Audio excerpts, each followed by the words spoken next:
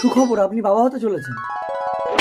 সুমনা, আজ থেকে তুমি কোনো কাজ করবে না, ঘরের সমস্ত কাজ করে দিয়ে আমি অফিসে যাব আর ভালো ভালো ফল মিষ্টি আনবো, তুমি খাবে। দাদা কিরে বোন, পেটে বাচ্চা নিয়ে তুই স্বামীর বাড়ি থেকে চলে আসলি কেন? আমি আমাকে মেরে ঘর থেকে ঠিক আছে, তোকে আর যেতে হবে না, তোর বৌদি মা হতে চলেছে, ঘরের কোনো কাজ করতে পারবে না, তুই ঘরের সব কাজ করবি আর তোর বৌদিকে লক্ষ্য রাখবি। আমি অফিসে যাচ্ছি।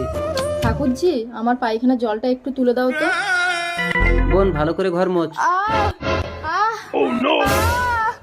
সুমনা, তোমার কি হলো? তোমার তো সবে 4 মাস। Hello doctor. এর অবস্থা তো বেশি সিরিয়াস। ডাক্তারবাবু তাড়াতাড়ি আসুন, আমার স্ত্রীকে একটু দেখুন।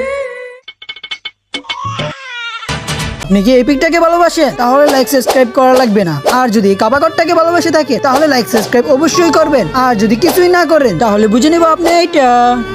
দাদা আমার ছেলে হয়েছে। সরি, আপনার স্ত্রীর গর্ভপাত হয়ে গেছে। আর জ্ঞান ফিরে যদি বাচ্চা না পায় তাহলে কিন্তু কোমায় চলে যেতে পারে। দাদা বোন, তোর বাচ্চাটা দিবি। বোন, তোর পায়ে পড়ছি, তুই আমার বউকে বাঁচা। আমার এই তো বাচ্চা। তোমার বাচ্চা সুমনা। তোমার বোনের কি হলো গো? আমার বোনের বাচ্চাটা মারা গেছে সুমনা। ওই ডাইনি যেন আমার ছেলের গায়ে একদম হাত না দেয় বলে দিচ্ছি।